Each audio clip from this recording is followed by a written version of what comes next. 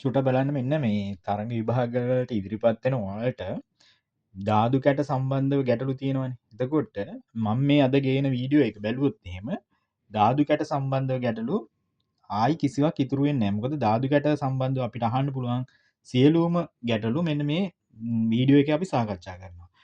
පළවෙනි එක තමයි මෙන්න මෙහෙම සම්මත කැට කියලා තියෙනවා. සාමාන්‍ය කැට කියලා තියෙනවා. ධාතු කැටයක් ගත්තොත් සම්මත කැටයක් වෙන්න පුළුවන්. සාමාන්‍ය කැටයක් වෙන්න පුළුවන්. අපි මේක හඳුනාගන්නේ මෙහෙමයි. සම්මත කැටයක් කියන්නේ අපිට ඔය තියෙන රියල් එකක්. ඒ කියන්නේ අපි කඩෙන් මිලදී ගන්න ඇත්ත ධාතු කැටයකට කියනවා සම්මත කැටයක් කියලා. එතකොට සම්මත කැටයක් හඳුනාගත්තා නම් අපිට පුළුවන් මේ ගණන් හදන්න. සම්මත කැටයක් හඳුනාගන්නේ මෙන්න මෙහෙමයි. දැන් බලන්න මේක තියෙනවානේ පැති 6ක් ධාතු කැටයක් ගත්තොත් පැති 6ක් තියෙනවා. අපි ගත්තොත් ඉලක්කම් වලින් ගත්තොත් 1 2 3 4 5 6 කියලා දාලා පැති 6ක් තියෙනවා. එතකොට දැන් සම්මත කැටයක තියෙන විශේෂත්වය තමයි ප්‍රතිවිරුද්ධ සංඛ්‍යා දික එකතුව හැම වෙලාවෙම 7 වෙනවා. දැන් අපි කියමු 3ට ප්‍රතිවිරුද්ධ සංඛ්‍යාව එකතුව ගත්තොත් එහෙම ප්‍රතිවිරුද්ධ සංඛ්‍යාව ගත්තොත් එහෙම 3යි ඒ සංඛ්‍යාව එකතු කරාම එන්න ඕනි 7. 5යි තව සංඛ්‍යාවක එකතු කරාම උත්තරේ 7 වෙන්න ඕනි. එතකොට දැන් එහෙනම් එන්න ඒ තියරිය තමයි අපි මේකට පාවිච්චි කරන්නේ. එතකොට ළඟ තියෙන සංඛ්‍යා එක ළඟ සංඛ්‍යා එහෙනම් 7ක් වෙන්න බෑනේ දැන් 5යි 3යි සෝරි එක ළඟ සංඛ්‍යා එහෙනම් මේ කොයි වෙලාවකවත් 7ක් වෙන්න බෑනේ. එතකොට 5යි 3යි කීයද? 8යි. 5යි 1යි කීයද? 6යි. මෙතන 7 එන්නේ නෑනේ කොයි වෙලාවකවත්. 6යි 5යි කීයද? 11යි. 6යි 4යි කීයද? 10යි. එහෙනම් මේක අපිට කෙලින්ම හිතන්න පුළුවන් මේ සම්මත ධාතු කැටයක් කියලා. මොකද එක ළඟ සංඛ්‍යාව කොයි වෙලාවකවත් 7 ආවේ නෑ. ඒකට එක ළඟ සංඛ්‍යාවල අපි පළවෙනි පැති තුන ලියාගත්තා. මේ සෝරි මේ සම්මත ධාතු කැටේ පළවෙනි පැති තුන ලියාගත්තොත් 1 2 3 කියලා.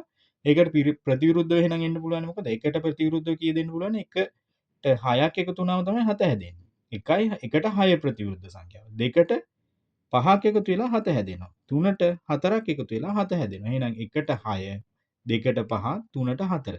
කොහොමද ඒක හැදෙන්නේ? 1ට 6ක් හැම වෙලාවෙම එකතුව 7ක් වෙන්න ඕනේ. එතකොට මේ වගේ එකක් හඳුනාගන්නේ කොහොමද? ළඟ තියෙන සංඛ්‍යාවල එකතුව කොයි වෙලාවෙවත් 7ක් වෙන්නේ නැති ඒවා තමයි සම්මත කැට කියලා අපිට හඳුනා ගන්න පුළුවන් වෙන්නේ. right. එහෙනම් ඒක දැනගත්තා නම් ඔන්න පළවෙනි ධාතු කැට ප්‍රශ්නේ ගැටලුව ඉවරයි. right. අපි යනවා ඊළඟට සාමාන්‍ය කැට. මෙතෙන්දි තමයි විභාගයට ඉදිරිපත් වෙන ඒවා ගොඩක් වෙලාවට එන්නේ. සාමාන්‍ය කැටය. දැන් සාමාන්‍ය කැටවල මෙන්න මෙහෙම තියෙන්න පුළුවන්. සාමාන්‍ය කැටයක තියෙන්න පුළුවන් මෙන්න මේ වගේ අවස්ථාවක්. බලන්න මේ තියෙන්නේ පළවෙනි සාමාන්‍ය කැට වලින් අහන්න පුළුවන් ප්‍රශ්න. මේ තියෙන තව සාමාන්‍ය කැට වර්ගයකින් මේ තියෙන තවත් සාමාන්‍ය කැට වර්ගයක්. මේ වගේ අවස්ථා තුනකදී ප්‍රශ්න අහන්න පුළුවන් මේ සාමාන්‍ය කැට වලින්. එකක් තමයි මේ පොදු අවයවය කියන්නේ. මේ සාමාන්‍ය කැටයක තියෙන්න පුළුවන් පොදු අවයවය. පොදු අවයවය එකම ස්ථානයක පිහිටනවා. දැන් අපි කියමු එකම පිහිටීමක් තියෙනවා නම් දැන් මේ ධාතු කැටේ මේ ධාතු කැටේ මේ ඉහළමයි පොදු අවයවය පිහිටලා තියෙන්නේ. මේ දෙක කියන පොදු සංඛ්‍යාව පිහිටලා තියෙන්නේ මේ ඉහළ. ඒ කියන්නේ උඩින් තියෙන කෑල්ල. එතකොට මේකේ මේ එකම පිහිටීමක තමයි මේක තියෙන්නේ. ඒත් මේ වගේ අවස්ථාවක් ආවොත් එහෙම හරි ලේසි අපිට හදන්න.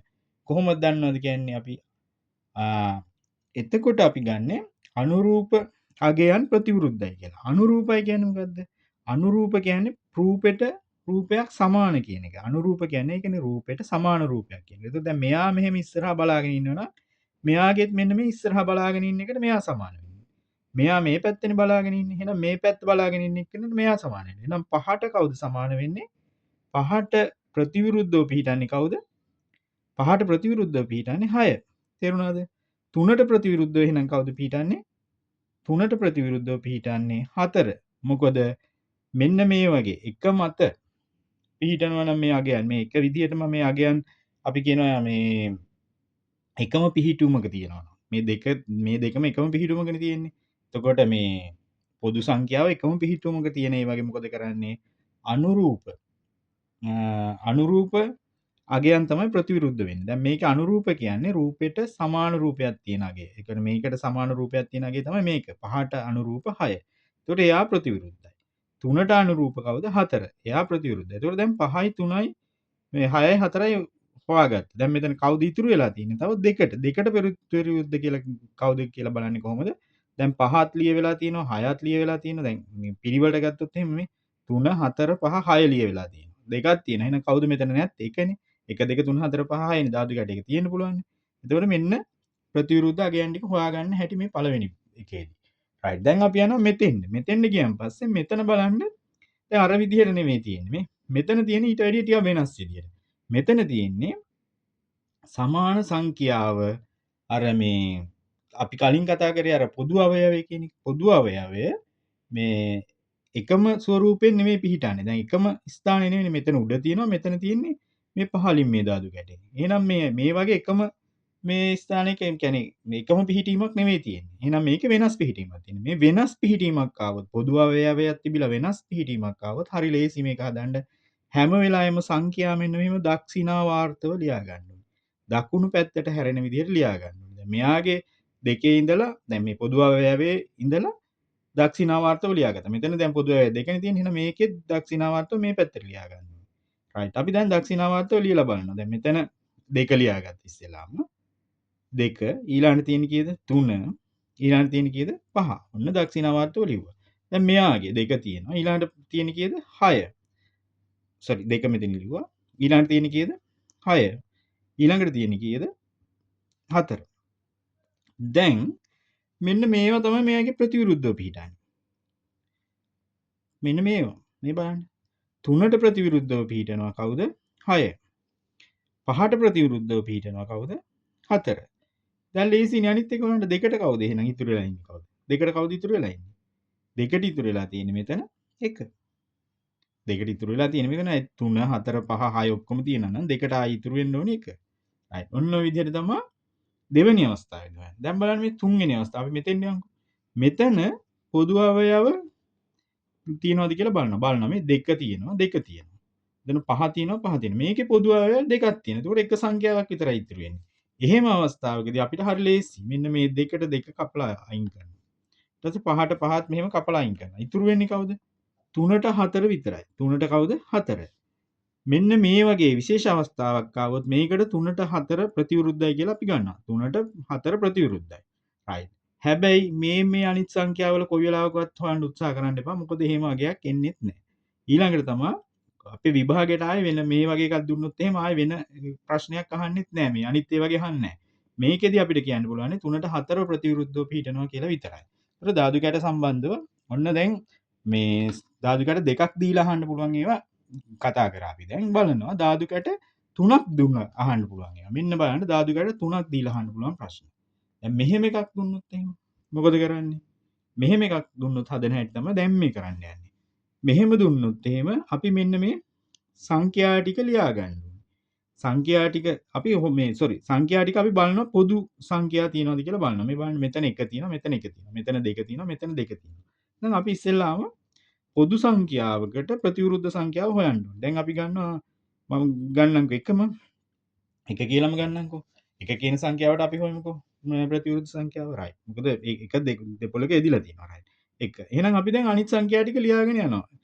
1 2 3 4 5 6. ඔය සංඛ්‍යා ටිකනේ තියෙන්න පුළුවන්. right. දැන් බලනවා එක එක පිහිටන්න බැරි ඒවා. එක එක 3 පිහිටන්න පුළුවන්ද කොයි වෙලාවකවත් බෑ. එහෙනම් ඒක අයින් කරනවා. එක එක 2 පිහිටන්න පුළුවන්ද බෑ. ඇයි මොකද එකම රූපේ පේන හින්දා. right. එක එක මෙතන එක තියෙනවනේ. එක එක පුළුවන්ද අපිට දැන් 5 පිහිටන්න. එහෙනම් බෑ. එයත් අයින් කරනවා. එක එක 4 පිහිටන්න පුළුවන්ද? බෑ. එයත් අයින් කරනවා. එහෙනම් එක එක පිහිටන්න පුළුවන්නේ කවුද? 6. එකට පිහිටන්න පුළුවන්නේ 6. ඔන්න ලියාගත්තා. ඊට පස්සේ අපි ගන්නවා එහෙනම් දැන් 2 කියන සංඛ්‍යාව. 2 කියන සංඛ්‍යාව ගන්නවා. අර විදිහටම අර සංඛ්‍යා ටික ලියා ගන්න පුළුවන් ඕන. 1 2 3 4 5 6 කියලා ලියාගත්තා. දැන් 1යි 6යි කෙලින්ම අයින් කරන්න පුළුවන්. මොකද එකට ප්‍රතිවිරුද්ධව 6 පිහිටනවා කියලා ඒ සංඛ්‍යාව කෙලින්ම අයින් කරලා වැඩේ පටන් ගන්නවා. right. එතකොට දැන් ඊළඟට අපි බලනවා දෙකට 3 පිහිටන්න පුළුවන්ද? බෑ. මේකම රූපේ තියෙන හින්දා ඒක පිහිටන්න බෑ. එහෙනම් ඒක අයින් කරා. දෙකට පිහිටන්න පුළුවන්ද? දෙක කොයි වෙලාවකවත් දෙකට දෙක ප්‍රතිවිරුද්ධ වෙන්නේ නෑනේ. ඒක අයින් කරා. ඊට පස්සේ දෙකට මෙතෙන්ට යනවා. දෙකට මෙතන දෙක තියෙනවා. දෙකට 4 පිහිටන්න පුළුවන්ද? බෑ. මේකේ 2යි 4යි එකපාර පේනවනේ. එහෙනම් බෑ. දෙකට 4 පිහිටන්න. දැන් ඉතුරුනේ කවුද? දෙකට 5 ඉතුරු වුණා. දෙකට 5 වුණා ඉතුරු වුණා.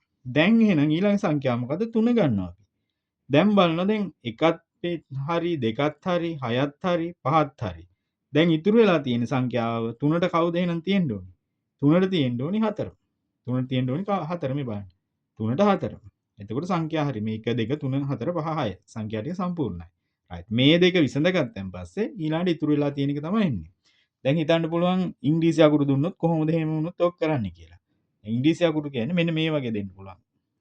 මේ ලෙටර්ස් දුන්නොත් එහෙම අපි මේක හදන්නේ අර විදිහටම තමයි. ලියා ගන්නවා. දැන් මේ පොදු සංඛ්‍යා තියෙනවද බලන්න මේ. පොදු අකුරු තියෙනවද බලන්න මේ KK. පොදුයි. ඊට පස්සේ මේකේ ආය මේ BB පොදුයි. එහෙනම් අපි ඉස්සෙල්ලාම පොදු එකකින් පටන් ගන්නවා. K අකුරෙන් පටන් ගන්නවා. K අකුරෙන් පටන් ගත්තා. මෙතන තියෙන ඉංග්‍රීසි අකුරු ලියාගෙන යනවා ඊළඟට. A B තියෙනවා. ඊළඟට මෙතන තියෙනවා S තියෙනවා. මෙතන තියෙනවා M. මෙතන තියෙනවා T තියෙනවා. BH ලිය වෙලානේ තියෙන්නේ. එහෙනම් ওই ටික තමයි තියෙන්නේ. 1 2 3 4 5 6යි. right. දැන් මොකද කරන්නේ? K එක පිහිටන්න බැරි ටික අයින් කරනවා. K එක පිහිටන්න පුළුවන්ද? B බෑ. එහෙනම් එයා අයින් කරා. K එක පිහිටන්න පුළුවන්ද? A බෑ. එයා අයින් කරා. ඊට පස්සේ K මෙතන ආයේ K තියෙනවා මේ හැටි. K එක S පිහිටන්න පුළුවන්ද? බෑ. එහෙනම් එයා අයින් කරා. K එක පිහිටන්න පුළුවන්ද? M බෑ. එහෙනම් එයාත් අයින් කරා. එහෙනම් K එක පිහිටන්න පුළුවන්. K කියන අක්ෂරෙත් එක්ක T කියන අක්ෂරේ පිහිටන්න පුළුවන්.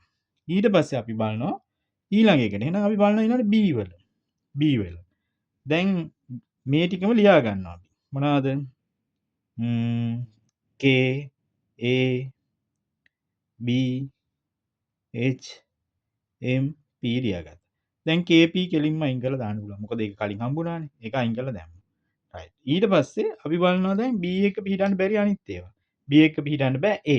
මෙන්න අයින් කරලා දැම්මා. B එක මෙතෙන් යනවා. B එක පිහිටන්න පුළුවන්ද P? B එක පිහිටන්න බෑ. P ඒක අයින් වෙලාම තියෙන හරි. B එක H පිහිටන්නත් බෑ.